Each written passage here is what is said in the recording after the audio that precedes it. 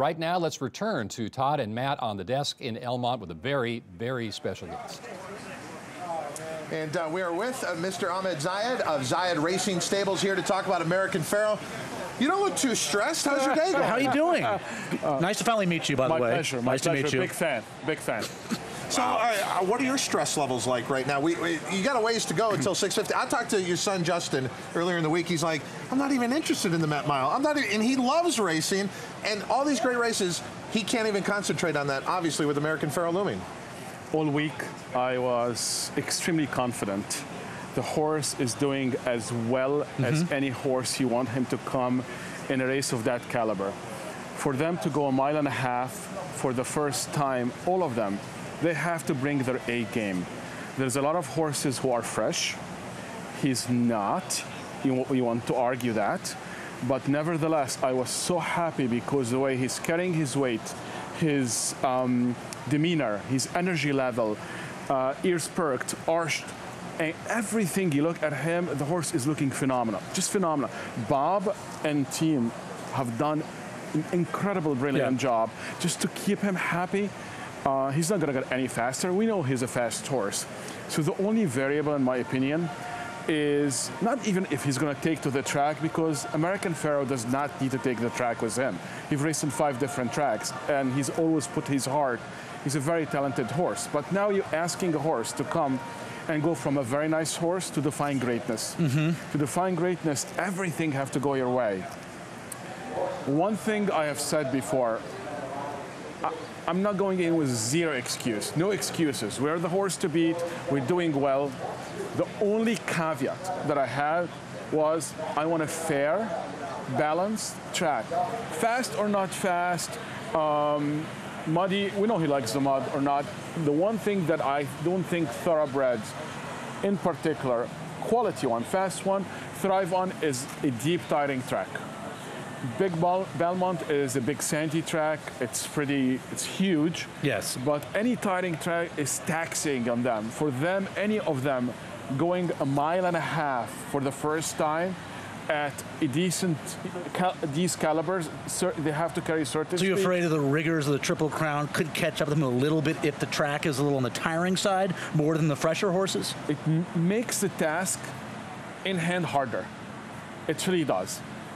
Although, again, I do think that he is an incredible colt. American Pharoah is a class of his own.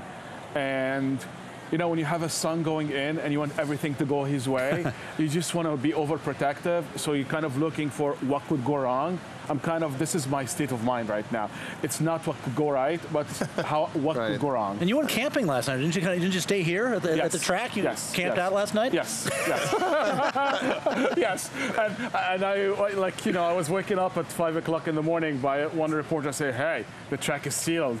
It's raining. I said, oh, Reports great. coming in.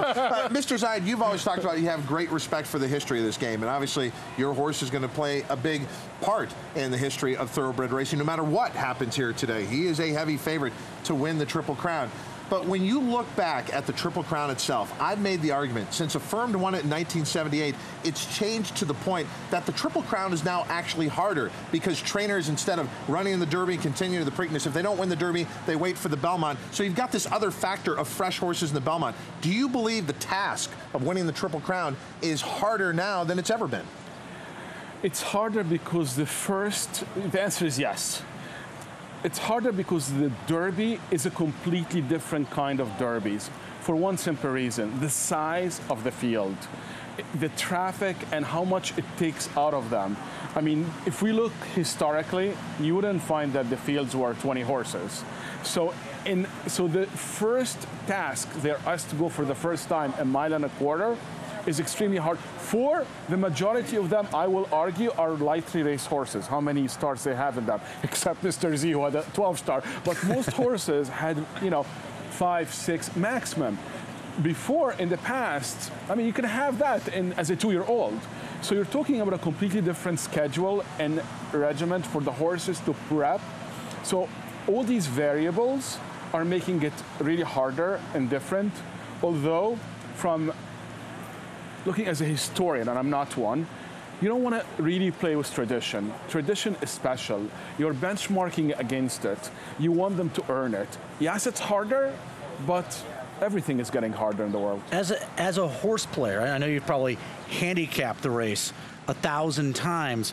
In your mind, how do you see the race shape, and is there a horse or two in this race you're concerned with, or is it just if American Pharoah is right, I don't have to concern myself with anybody else? At 1.5 miles in a track that is designed to be very different from any track in America, with the pool sizes are even not in the same place as other. It's unique, to say the least. So you don't know who might really relish this kind of distance configuration. Sure. Some of them have won on the tracks. Obviously, that's an advantage from just regular handicapping like ABC. Saying that, I've a lot of respect for this crop as a whole. It's a deep crop. There are decent horses in this field. I think we have beat all of them before. I don't see why we can't beat them all again. I think that the race will fold as all of us read the form. Obviously, materiality and our horse would probably be on the lead.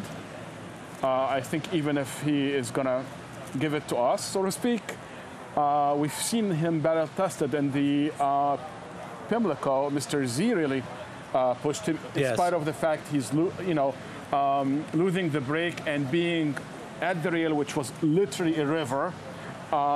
So he, That was probably odd for you with Mr. Z pushing him early on in that race. I kind of knew that was going to happen. Mr. Zayat, I've been asked this question a lot when Matthew and I have been doing radio shows promoting the Triple Crown. The common question comes up is, why does horse racing need a Triple Crown winner? Let's say your horse goes on and wins today. Then what? What does it mean to the sport? Why is it so important? I think a sport without stars is very hard to thrive as a sport. Think about it. Michael Jordan is not in our life, or LeBron James. I mean, regular fans who are not day-to-day in, who are watching races, want something that they can look up to and be part of and enjoy it. So I think it's important. From a marketing standpoint, it makes things much easier. It's beautiful. It's something that all of us, we're all start-stricken, right? Yeah. To some extent. So, and you want that in our sport. Okay, we have to let you go, but I need to know, where are you going to be watching the race today? Do you have any superstitions? Any what are you doing? Terms? What are you doing for the next several hours? Try to be distracted as possible. I'm really not sure where. Well, you can be the third analyst on the set if you want to stick around. I know you watch a lot of TV. You do the undercard with us. Thank you very much. Mr. Zayat, thank you very much. Again, a lot of demands on your time. Good luck. You've always made time for us. Let's do it for the horse. We're all pulling for you. Absolutely. And let's do it for the fans, not for the Zayats or the Baffetts, for the sports. But our best to your family. Thank you so much. Thank you so much. Mr. Ahmed Zayat joined us here to talk about American Pharoah, the favorite to win the 147th running of the Belmont Stakes, and by extension would then become our first Triple Crown winner since 1978.